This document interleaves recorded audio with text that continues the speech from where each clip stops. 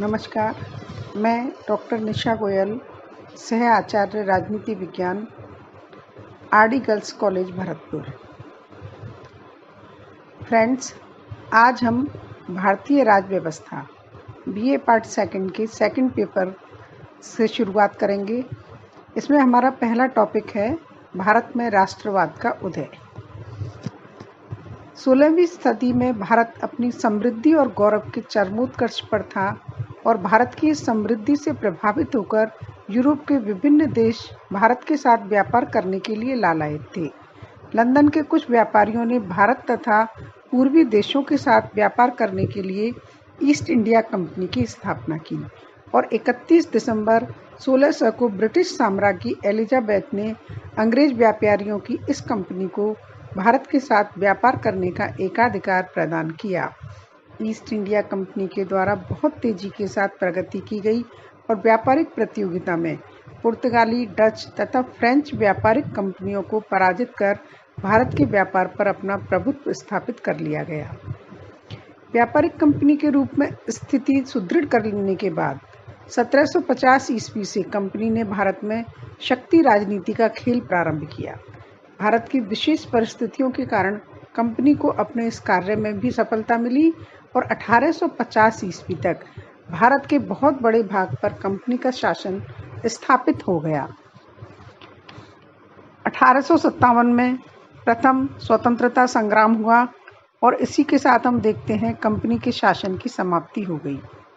1857 में जिस स्वतंत्रता संग्राम को जन्म दिया था उसका प्रसार तेजी से हुआ, लेकिन परिणाम आशा के अनुकूल नहीं हुए। आधुनिक शस्त्र सामग्री तथा आर्थिक साधनों के अभाव, क्रांतिकारियों की सेना में एकबद्धता और संगठन के अभाव, अनेक भारतीय शासकों तथा वर्गों के असहयोग तथा विरोधी व्यवहार के कारण स्वतंत्रता संग्राम को असफल कर दिया। 1857 का स्वतंत्रता संग्राम एक साधारण घटना थी। इस असफल संग्राम के परिणाम स्वरूप ब्रिटिश शासन का ध्यान भारत में कंपनी के शासन की बुराइयों की ओर गया। परिणाम स्वरूप नवंबर 1958 ईस्वी के सत्ता हस्तांतरण और श्रेष्ठतर शासन हेतु कानून के आधार पर ब्रिटिश सम्राट ने भारत में कंपनी के शासन का अंत कर भारतीय शासन अपने हाथ में ले लिया। लेकिन सत्ता के इस हस्तांतरण से भारतीय जनता के कष्टों और उनकी विदेशी शासन विरोधी भावनाओं में कोई कमी नहीं हुई और इन्हीं भावनाओं ने कालांतर में भारत में राष्ट्रीय आंदोलन को जन्म दिया। तो आज हम देखेंगे कि भारत में राष्ट्रीय आंदोलन के उदय और उसके कारण कौन कौन से रहे। भारत का राष्ट्रीय आंदोलन विश्व के किसी भी दूसरे प्रकार के देश के आंदोलन की तरह राजनीतिक, आर्थिक और सामाजिक विविध शक्तियों और कारणों के संयोग का परिणाम था। इसमें से सर्वाधिक महत्वपूर्ण कारण और तत्व की इस प्रकार से रहे। सबसे पहले है 1857 का स्वतंत्रता संग्राम।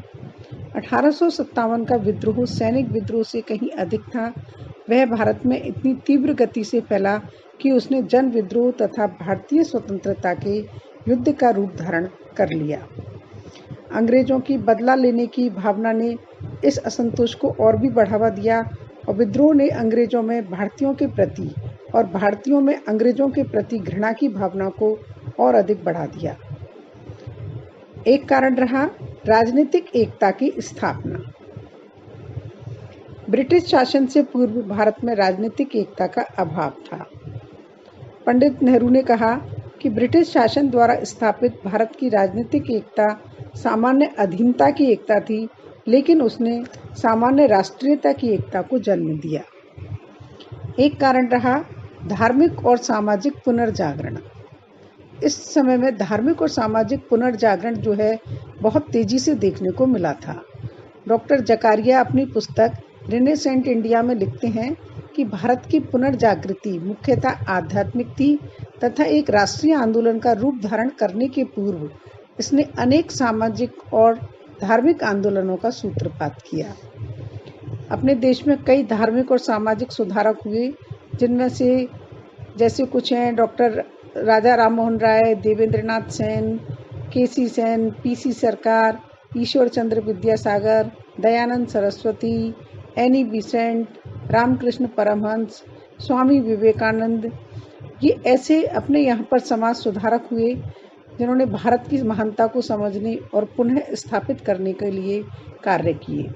राजा राममोहन राय को तो पुनर्जागरण का अग्रदूत कहा जाता है और आप सभी जानते हैं कि अगस्त 1828 में इन्होंने ब्रह्म समाज की स्थापना की और इसके माध्यम से भारत में धर्म और समाज सुधार के कई कार्य किए गए। सती प्रथा का अंत, स्त्रियों का उद्धार, अंग्रेजी शिक्षा के प्रचार आदि कार्य राजा राममोहन राय के द्वारा किए गए। धार्मिक और सामाजिक पुनर्जागरण में स्वामी विवेकानंद का योग भी खूब महत्वपूर्ण है और उनका संदेश था वेदों की ओर लौटो। स्वामी दयानंद ने अपने ग्रंथ सत्यार्थ प्रकाश में निर्भीकता पूर्वक लिखा है कि विदेशी राज्य से चाहे वे कितना ही अच्छा क्यों ना हो, स्वदेशी राज्य चाहे उसमें कितनी ही त्रुटियां क्यों ना हो, अच्छा है। धार्मिक और सामाजिक पुनर्जागरण में थियोसॉफिकल सोसाइटी और श्रीमती एनी बिसेंट का भी योगदान कम नहीं रहा है। स्वामी रामकृष्ण और उनके शिष्य स्वामी विवेकानंद और उनके द्वारा स्थापित रामकृष्ण मिशन ने भी इस दिशा में महत्वपूर्ण कार्य किए और इसी श्रेणी में अन्य सुधार आंदोलनों में राधा स्वामी आंदोलन, देव समाज आंदोलन, बहावी आंदोलन और अलीगढ़ आंदोलन आदि का भी नाम लिया जा सकता है। इन धार्मिक और सामाजिक सुधार आंदोलनों ने राष्ट्रीय जागृति उत्पन्न करने की दिशा में अपूर्व कार्य किया। इन सुधार आंदोलनों ने एक पृष्ठभूमि तैयार की और वातावरण निर्मित किया जिसके आधार पर राष्ट्रीयता की भावना है वह विकसित हो सकी। एक कारण रहा ऐतिहासिक अनुसंधान। ऐतिहासिक अनुसंधानों ने भी भारत में राष्ट्रीय आंदोलन के उदय को गति प्रदान की। साहित्य, धर्म और संस्कृत के प्रसिद्ध विद्वान Sir William Jones, Max Muller, Jacobi, Colebrooke, Roth, A V. Keith, doctor Bhandarkar और हरप्रसाद शास्त्री आदि ने भारतीयों के सम्मुख भारतीय राजनीतिक, सामाजिक और सांस्कृतिक इतिहास का ऐसा विवरण प्रस्तुत किया जो किसी भी रूप में समकालीन यूरोपियन सभ्यता से हीन नहीं था। एक कारण रहा राष्ट्रीय एकता का आंदोलन का पाश्चात्य शिक्षा। भारत में ब्रिटिश शासन द्वारा पाश्चात्य शिक्षा प्रारंभ किए जाने का उद्देश्य तो ये था कि भारतीय सभ्यता और संस्कृति का पूर्ण रूप से लोप हो जाए और एक ऐसे वर्ग का निर्माण हो जो रक्त और वर्ण से तो भारतीय हो किंतु जो रुचि, विचार, शब्द और बुद्धि से अंग्रेज हो जाएं। लेकिन पाश्चात्य शिक्षा के कारण से भारतीय जो है वो सर्वोत्तम अंग्रेज विचारकों के संपर्क में आए, जैसे मिल्टन, बर्क, मिल, मेकाले, हर्बर्ट स्पेंसर आदि विचारकों की कृतियों का हमारे द्वारा अध्ययन किया गया और उनसे बहुत सा ज्ञान प्राप्त हुआ जिनके द्वारा उनमें स्वतंत्रता, राष्ट्रीयता और स्वराज्य की जीवनदायिनी भावनाओं का संचार हुआ। राजा राममोहन राय, दादा भाई नौरोजी, व्योमेश चंद्र बनर्जी, फिरोज शाह मेहता, गोपाल कृष्ण गोखले और दीनशाह बाचा भारतीय राष्ट्रीयता के ये सभी संदेशवाहक अंग्रेजी शिक्षा की देन थे। इस प्रकार पाश्चात्य शिक्षा के द्वारा उदयमान भारतीय राष्ट्रवाद को नव जीवन प्रदान किया गया। एक कारण रहा राष्ट्रीय आंदोलन का भारतीयों का विदेश गमन। 19वीं सदी से अनेक भारतीय शिक्षा प्राप्ति तथा अन्य कार्यों से विदेश जाने लगे। उन्होंने वहां प्रजातंत्रीय सिद्धांतों तथा संगठन को कार्य करते देखा और स्वतंत्रता, समानता और भ्रातृत्व का पाठ पढ़ा। अगला कारण देख सकते हैं भारतीय समाचार पत्रों तथा देशी साहित्य का विकास। मुनरो ने लिखा है कि एक स्वतंत्र प्रेस और विदेशी राज एक दूसरे के विरुद्ध हैं और ये दोनों एक साथ नहीं चल सकते। भारतीय समाचार पत्रों पर भी यह बात पूरी उतरती है। इस श्रेणी के समाचार पत्रों में संवाद कौमुदी, बॉम्बे समाचार, बंगदूत, राष्ट्रगुफ्तार, अमृत बाजार पत्रिका, ट्रिब्यून आदि के नाम प्रमुख रूप से लिए जा सकते हैं।